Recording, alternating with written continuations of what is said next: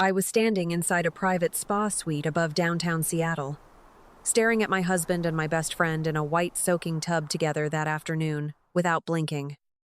Neither Graham Fletcher nor Kendall Royce flinched when I opened the door, and their stillness hit harder than any naked betrayal ever could have in daylight at all.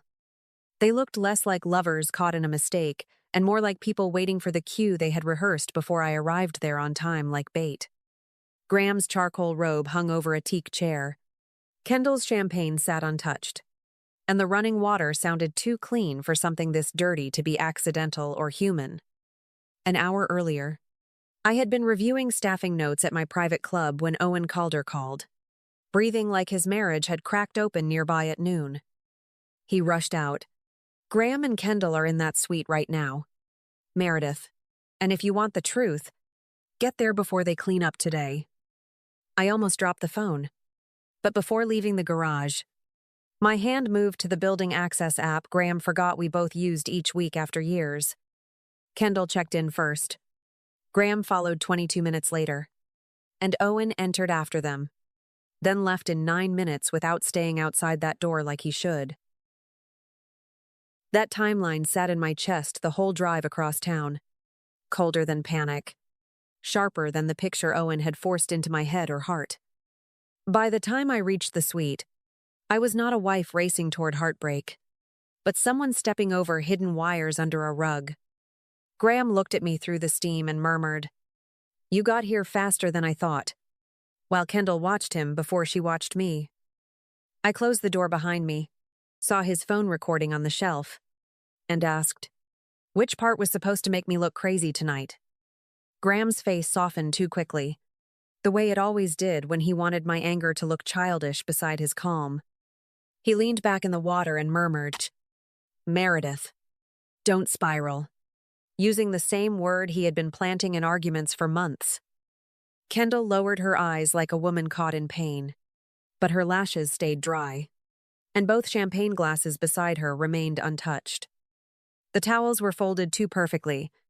Graham's phone faced us from the marble shelf, and suddenly I understood they needed sound more than shame. Kendall breathed. "This is not what you think," but she did not reach for a towel or move away from my husband.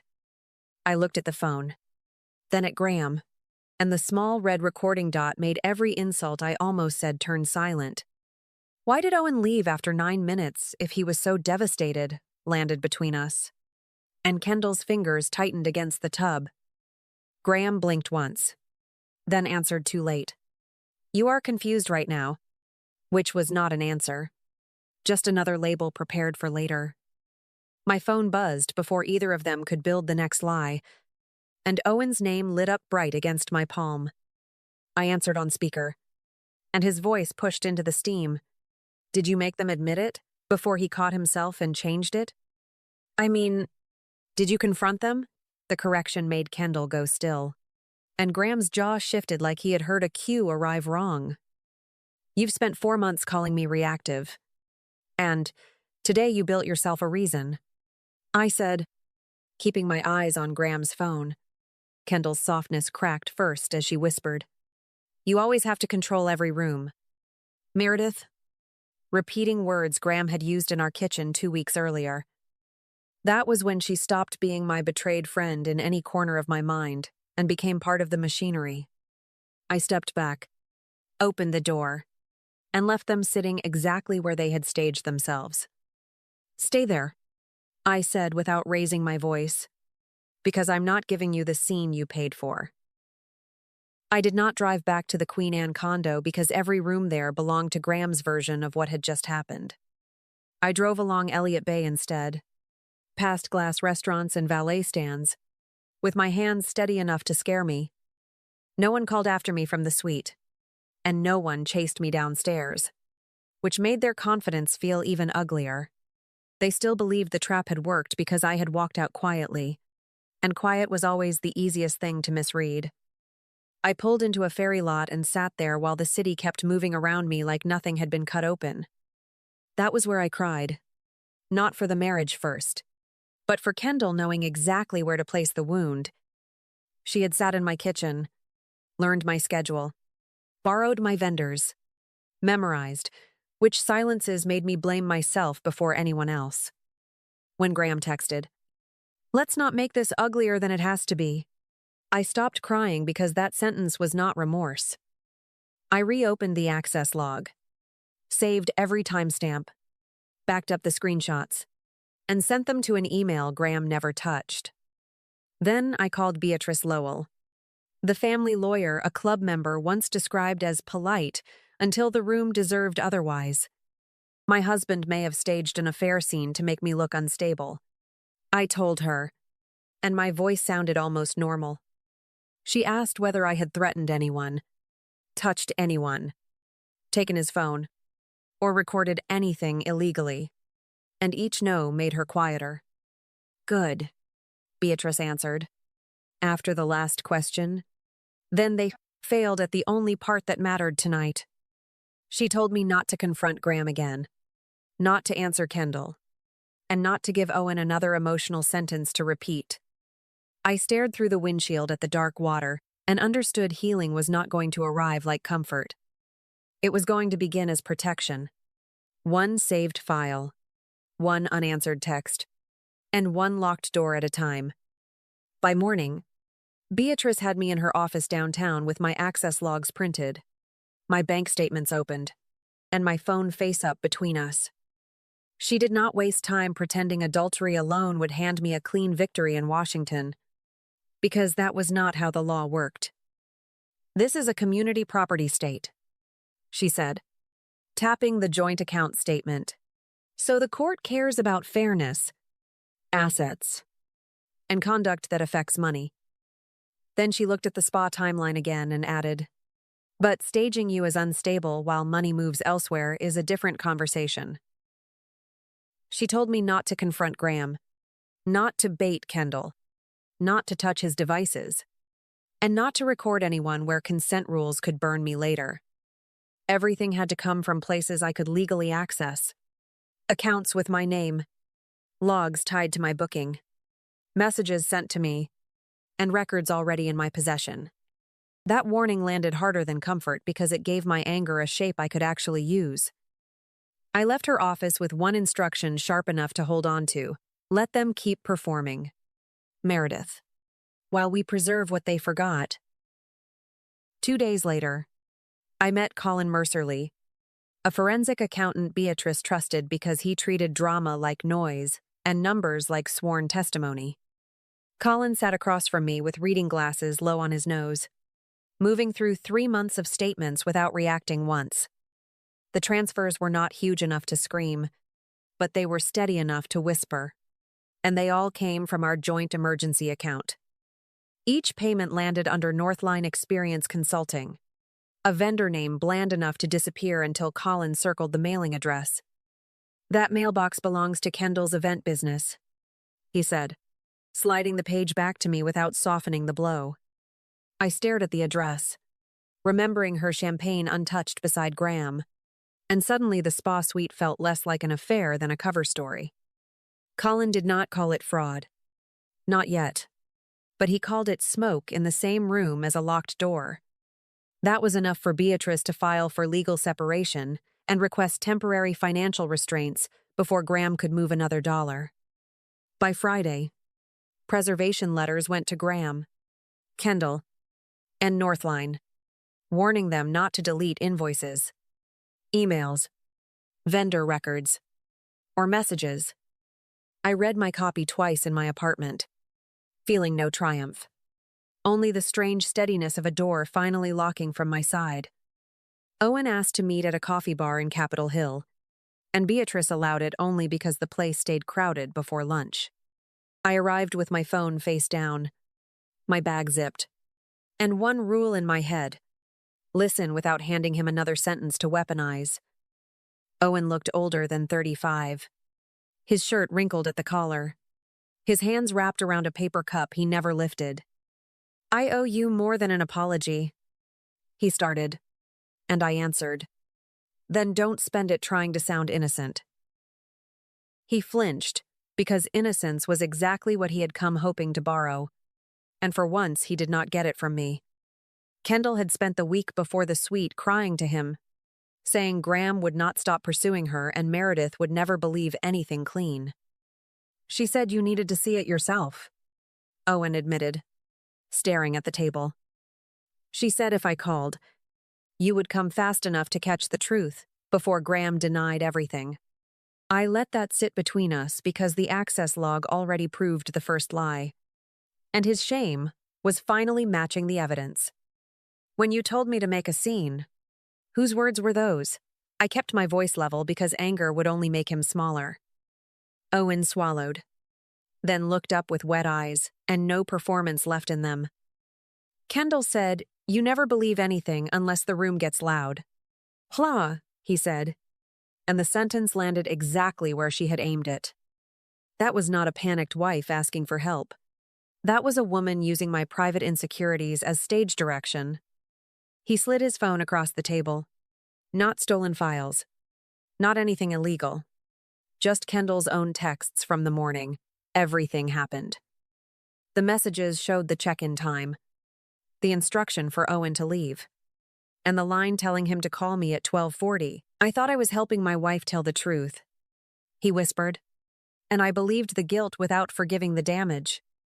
Before I stood, he added that Kendall's event business was drowning in debt, and Graham's money had become her leash as much as her ladder.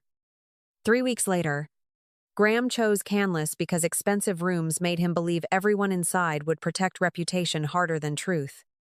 He called it an adult conversation, then invited Kendall and Owen before attorneys turned a private misunderstanding into permanent damage.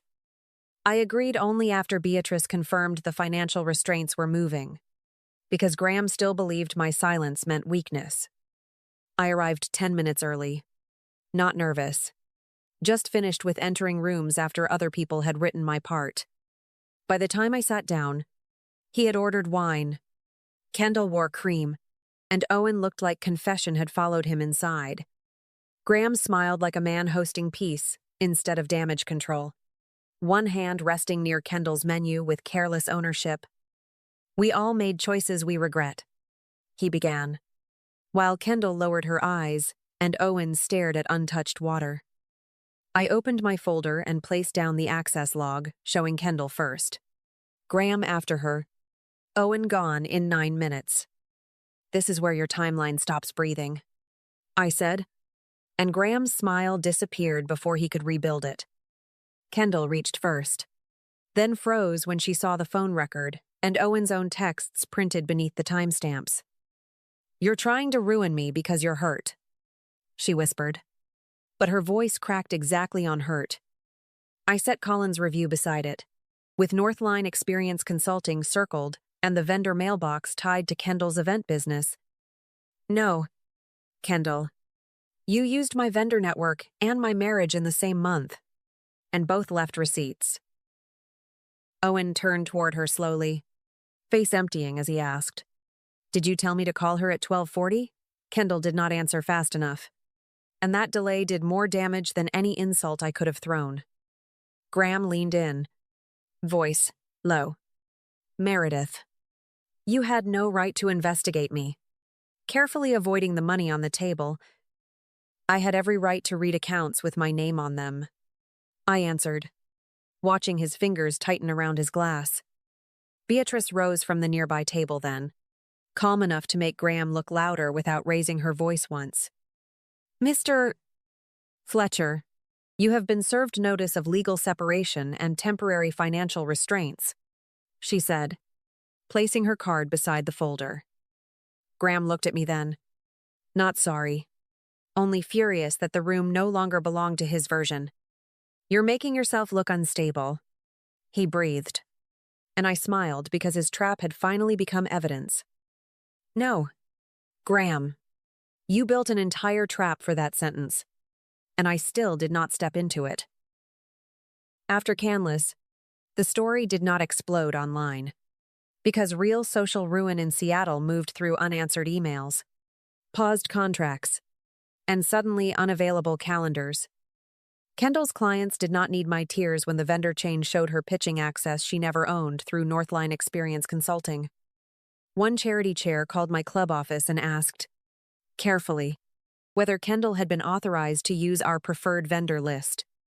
I answered only with policy, not emotion. And that was enough to make her next 3 events disappear before Friday. Graham's firm moved faster than his apology, because wealth management forgives bad manners easier than messy transfers tied to a mistress. His largest client portfolio was quietly reassigned. Then compliance requested every invoice connected to Northline and every transfer from our joint emergency account.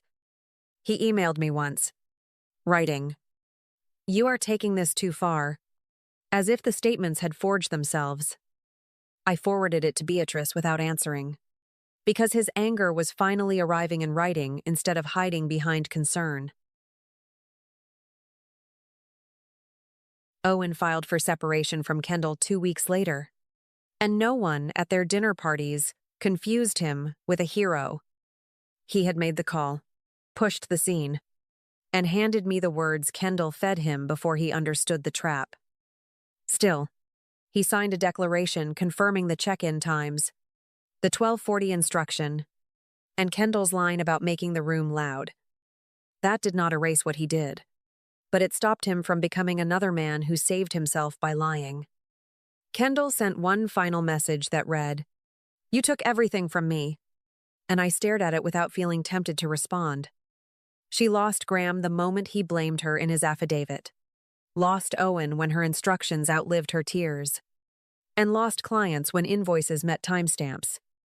Graham lost the calm man costume he had worn over every ugly decision, because the paper trail did not care how gently he spoke. Nobody escaped because nobody was punished for my pain. They fell into the exact spaces their own choices had opened beneath them. 6 months later, I no longer lived in the Queen Anne condo where every hallway had learned how Graham lied.